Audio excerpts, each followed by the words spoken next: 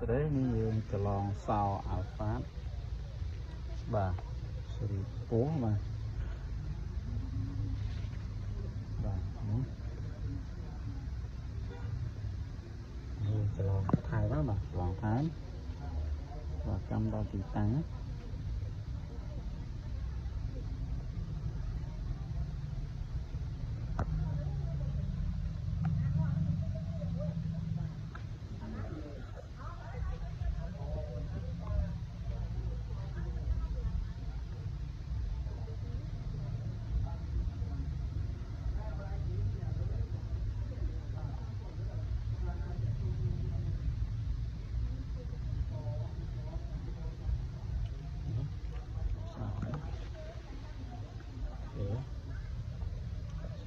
chối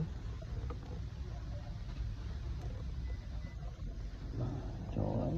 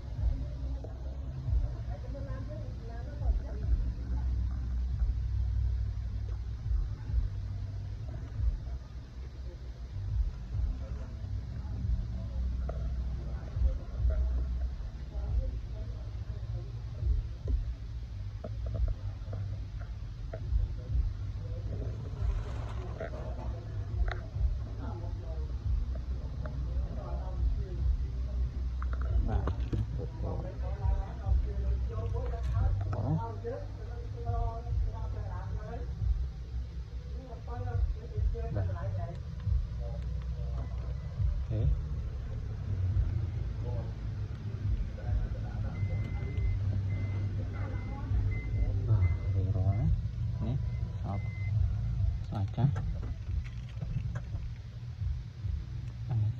hình đá rồi cho lon thăm mấy và cam đo thì trắng và những cái này sẽ xong rồi mà